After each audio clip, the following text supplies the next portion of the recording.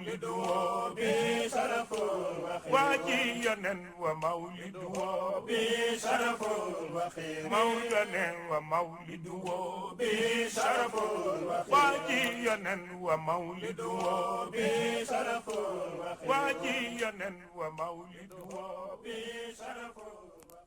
Mesdames et messieurs, merci de nous recevoir depuis la ville sainte de Tivaouane. C'est parti pour la 118e édition du Gamou avec le journal dont voici les titres.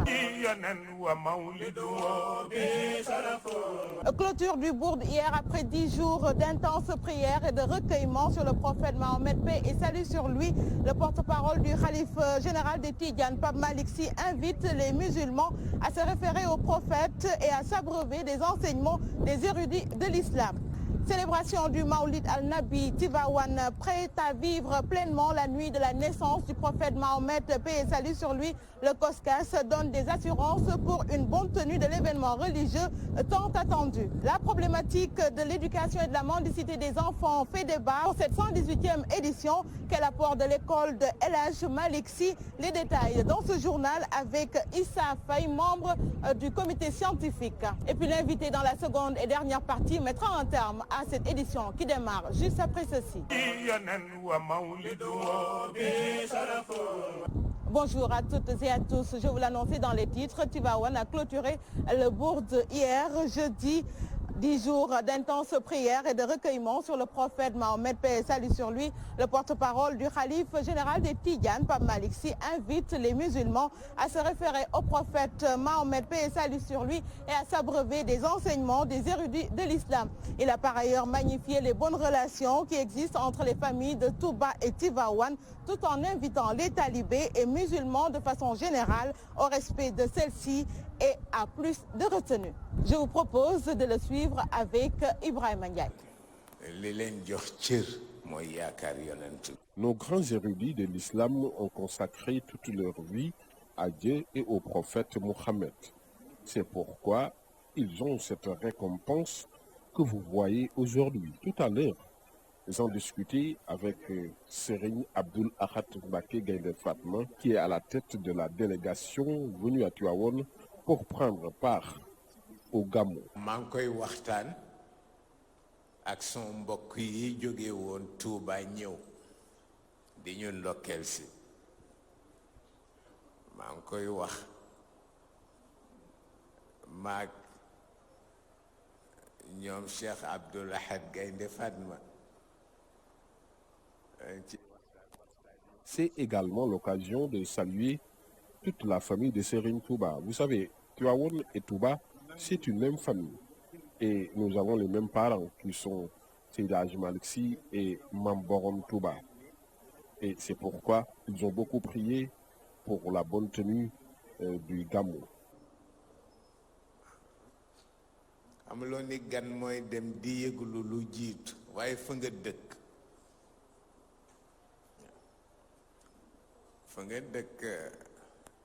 da ngay jóg rek dem fa. Célébration de la nuit de la naissance du sceau des prophètes. Les pèlerins rallient Tivaouane, la sainte provenant de tous les coins et recoins du monde. D'aucuns choisissent de participer à la clôture du Bourde, d'autres assistent à toute la cérémonie le jour J pour profiter des bienfaits, non sans lancer un appel à un retour aux valeurs. Vox Populi avec Issa Tine. waaw ñu bëri dang tëj Bourde bi moom la ñuy gën a xër booy seet. Beaucoup préfèrent assister à la clôture du Bourde parce que ça cache bien des secrets. En tout cas, personnellement, je l'ai senti. doy waar daal lu si nekk daal yëg-yëg da laa man daal gis naa si yëg-yëg daal man en personne gis naa si yëg-yëg moo tax du ma manqué Bourde damay ñëw chaque jour di dem. doon taalibe Cheikh rek bëgg tarixa bi. Je suis talibé Cheikh, j'aime la tariqa Tidjane. C'est pourquoi je suis venue célébrer la clôture du Bourde. Et je retourne aussitôt afin de laisser les enfants venir célébrer le Maulid. di ñaan yàlla ñu fekke koy ati at ci barke Seydina Mohamed barke Sala non fin Bourde rek laay faral di ñëw nag bàyyi xale yi ñu ñëw ci gàmm gi. dama ñëw jeudi matin moom maanaam tey ci suba pour ñëw fekk te Bourde bi ak gàmm di sant yàlla bu baax. Je suis arrivée jeudi pour la clôture du Bourde et j'en suis très heureuse. Depuis mes 7 ans, je viens à Tivaouane avec mon père. Aujourd'hui, j'ai bouclé la cinquantaine. di gàmmu boobu 7 ans laa am te maa ngi ci sama 54 ans boobu ba tey daal maa ngi ñëw Tivaouane. comme ni ko Abdoul Aziz Al Amin suñu papa ju baax. Comme le disait Al Amin, nous les jeunes, nous devons nous mettre sur le droit chemin. moom lañ war a mën a doxee moom lañ war a doxee di ko xool di ko jëfee. ñun xale yi war nañ mën a bàyyi xel li mu fi bàyyi moom ñu koy jëfee. lii yëpp jigéen ju baax a ko waral guddi gi boo gisee tey mu am.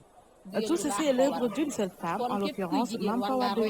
Par conséquent, nous les femmes devons donner le bon exemple. Pour cette 118e édition, la problématique de l'éducation et la mendicité des enfants fait débat et qu'elle aborde l'école d'El Hadj Malick Sy. Les détails avec Issa Faye, membre du comité scientifique. Il avait été décidé que l'État devrait mettre la main un peu dans le fonctionnement des daara. Parce que l'alibi ou le prétexte de la mendicité, c'est que les maîtres qui tiennent les écoles coraniques sont laissés à eux-mêmes. Ils n'ont pas de ressources. Et les pensionnaires ne payent pas non plus. Donc il faut bien qu'ils vivent. Et comme c'est une pratique traditionnelle qui était admise, il est vrai que ça a été dévoyé parce qu'à l'époque, la mendicité servait juste pour rechercher la pitance. Je rappelle que Issa Faye sera l'invité du journal dans la seconde et dernière partie. À quelques heures de la célébration de la nuit de la naissance du prophète Mahomet, paix et salut sur lui, la cité de Maodo est fin prête, en atteste le COSCAS chargé de l'organisation du Maulid. Reportage signé Ibrahima Ndiaye et Mourad Sarr. Toutes les dispositions sont prises sur tous les plans pour un bon déroulement du Maulid al-Nabi de Tivaouane, selon le responsable du comité d'organisation au service de Khalifa Aboubacar Sy, COSCAS. Amsata Samb, membre de l'organisation, s'en explique. On peut dire qu'à 80% l'organisation est au beau fixe, parce que depuis le Mauloud passé, on a su commencer à préparer ce Mauloud. Par rapport aux instructions émanant du responsable moral du COSCAS, Serigne Papa Malick Sy, et le président national du COSCAS, Mame Ousmane Samb. Depuis 6 mois, les gens ont organisé énormément d'assemblées générales pour voir l'état des lieux, et ça nous a permis de savoir quoi faire, comment le faire et quand le faire. Créé en 1968, le COSCAS disposait la seule mission d'assurer la sécurité au niveau de la ville sainte de Tivaouane pour renforcer le travail que faisaient les policiers à l'époque. La difficulté que nous rencontrons, hormis la fluidité des pèlerins, c'est le stationnement des véhicules dans la planade commune des 3 saintes mosquées et le stationnement de marchandises. On a mis en place des cellules multifonctionnelles qui ont comme programme le nettoyage, le ramassage, l'enlèvement d'ordures. Ils ont pour mission aussi le gardiennage de l'ensemble de ces artères, aidés bien sûr par les forces de l'ordre pour que les véhicules ne stationnent pas et que les gens ne déposent pas des marchandises un peu lourdes. Donc c'est les difficultés souvent qu'on rencontre, mais comme on a su anticiper une semaine avant le Mauloud et qu'on a fait des sommations un peu partout et qu'on a des éléments qui sont vraiment fixes avant l'arrivée des services d'ordre, pour le moment ça se passe bien. Le COSCAS compte présentement plusieurs cellules et des milliers de membres adhérents qui s'activent pour la bonne tenue du Maulid al-Nabi et d'autres cérémonies religieuses à Tivaouane. Ibrahima Ndiaye, parlons toujours de la célébration du Maulid qui fait souvent objet de critiques de la part de certaines organisations religieuses qui soutiennent que c'est une pratique blasphématoire, des propos infondés selon une bonne partie de la communauté musulmane qui demeure fidèle aux enseignements des érudits de l'islam. Reportage Omar Kairé. La célébration du Mauloud, souvent critiquée par certaines organisations religieuses ou courants qui sont de la communauté musulmane. Mais pour Serigne Aliou Niang, petit-fils de Mame Gor Sané Niang, muqaddam de Seydi Hadj Malick Sy, critiquer le Mauloud est insensé. Un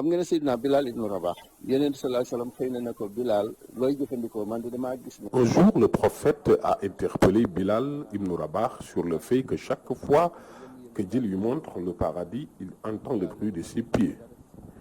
Il lui a demandé son secret et Bilal, qui ne comprenait rien, lui répondit qu'il a l'habitude de renouveler ses ablutions. Après chaque ablution également, il fait 2 rakas. Et c'est ainsi que le prophète Mohammed a su que c'est à cause de ça que Bilal est toujours au paradis.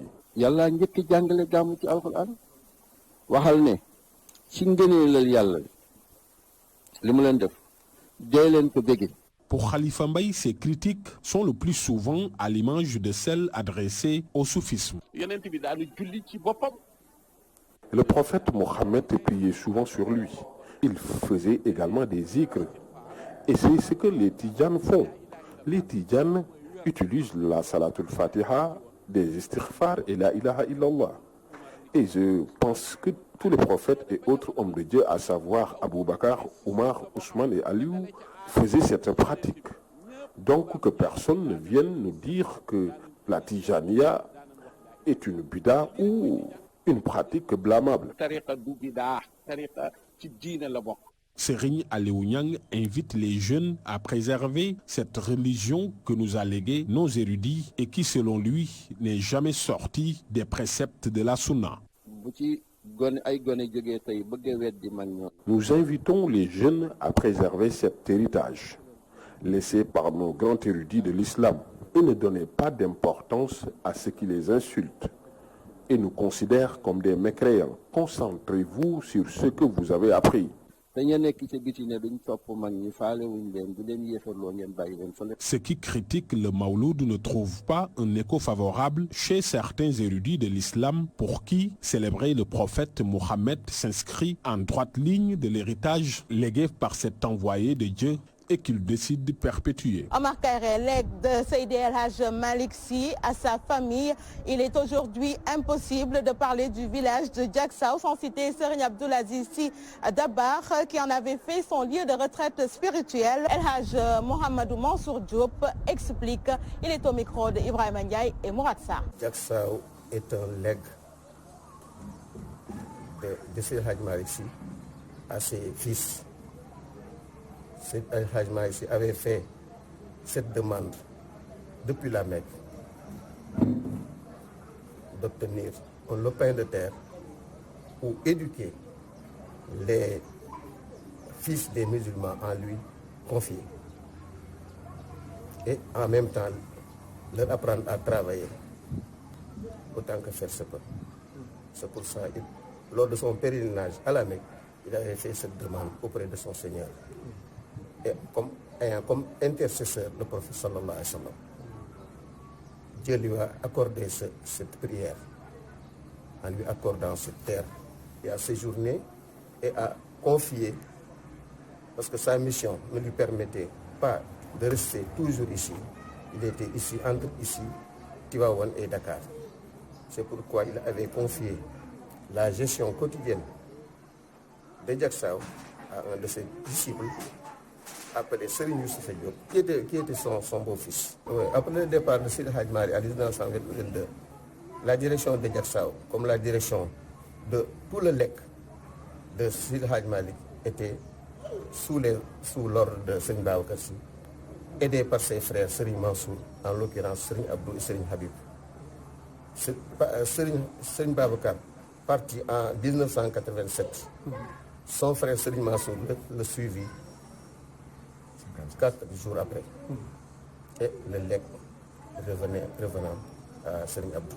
40 ans pendant lesquels il s'est attaché à s'occuper de tout ce legs laissé par son père et ses grands frères.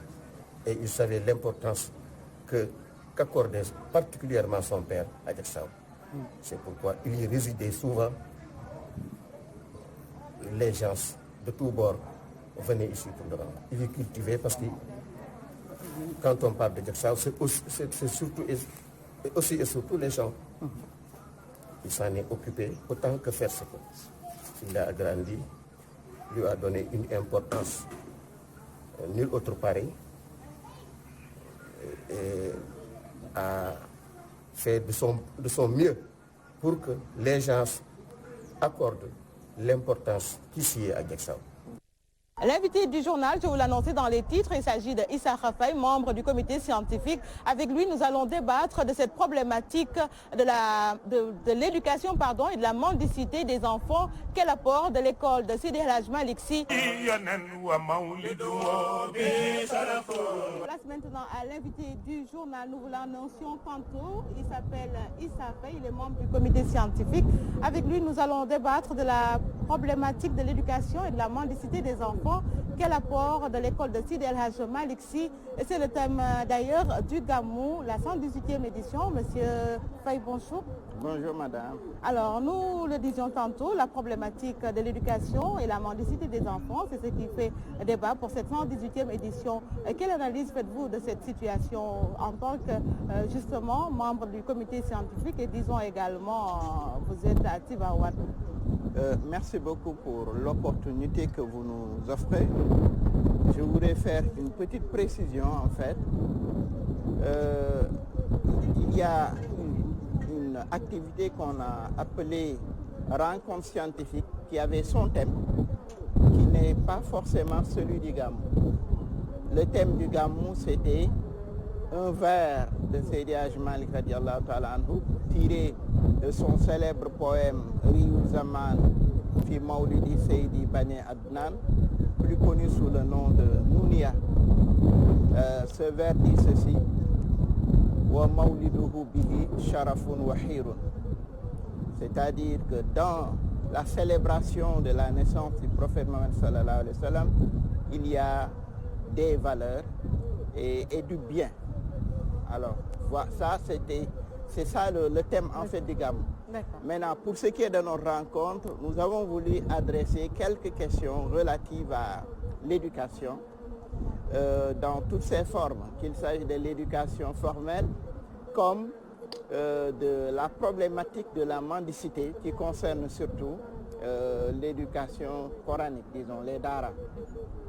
Nous avons voulu produire de la réflexion qui serait notre contribution, la contribution des participants, je ne peux pas dire de Tivaouane, mais des participants, parce que parmi les participants, c'était du tout venant. Il n'y avait pas que des Tidjanes, par exemple, ou des gens de l'école de Maodo. Toutes les confréries. C'est ça. Et à quelle réflexion êtes-vous arrivé? Oui, en fait, c'est d'abord une innovation, hein, parce que d'habitude, nous faisions un symposium, j'allais dire grand public. Hein. Ici, nous avons peut-être trié un peu sur le volet les participants. Donc, nous n'avions pas cherché à avoir une présence massive. Nous avons voulu avoir un nombre restreint d'invités, mais qui étaient souvent des gens dont les activités quotidiennes sont liées à l'éducation. Qu'il s'agisse de Serigne Dara, d'associations de maîtres coraniques ou de gens qui travaillent dans le système formel, etc., dans le système éducatif formel. C'était pour d'abord un peu évaluer les assises nationales de l'éducation, leur mise en œuvre, parce que, si vous vous rappelez bien, ces assises avaient fixé comme, en tout cas parmi leurs conclusions, parmi ces conclusions, il y avait que l'État devait fondre le système éducatif pour qu'il n'y ait plus ce système dual où l'État s'occupe de certains et peut-être laisse les autres à leur sort. Alors, Issa, pardon, Monsieur Faye, aujourd'hui on parle de la problématique de la mendicité et même de l'éducation des enfants. Tivaouane, en tant que ville sainte, quelle analyse pouvez-vous faire à partir d'ici sur ce thème? Oui, sur le thème de la mendicité. D'abord, on était en atelier, il y avait différents ateliers. Il y avait un atelier justement qui était dédié à cela, à ce thème. La mendicité et la protection de l'enfance. Bon, il y a eu restitution, c'était sur 2 jours, après les cours inauguraux, il y a eu travaux d'atelier. Hier, c'était les restitutions. On retient donc, en fait, tout est réuni pour mettre fin à la mendicité. Que ce n'est qu'une question peut-être de courage ou de volonté politique de la part de l'État, mais il avait été décidé que l'État devrait mettre la main un peu dans le fonctionnement des daara.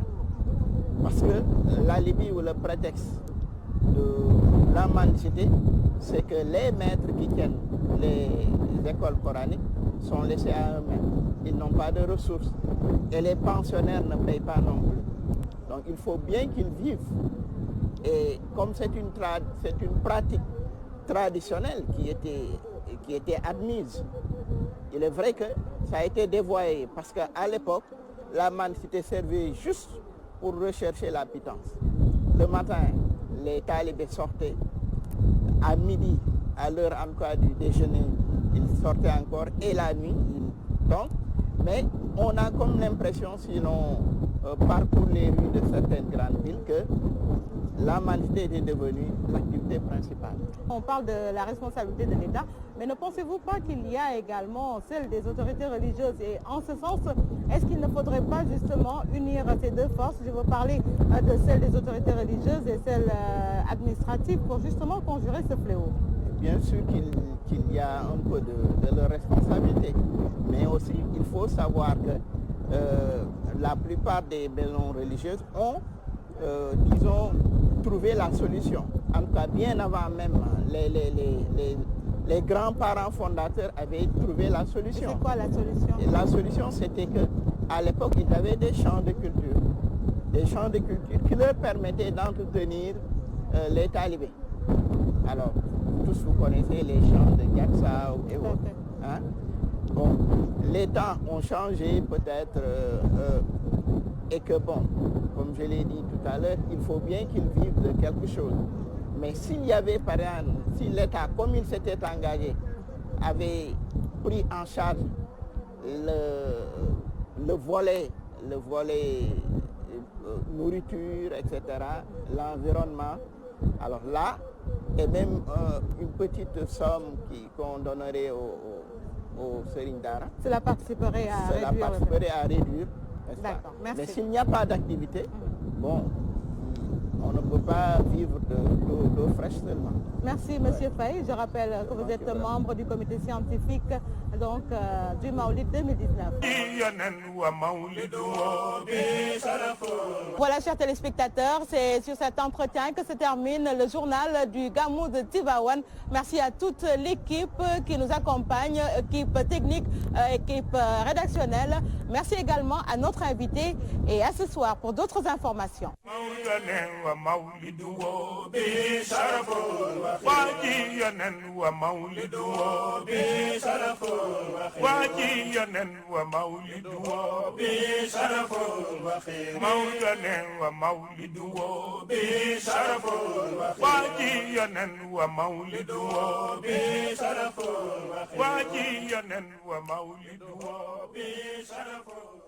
يا رسول المحبة يا رسول السلام يا حبيب الله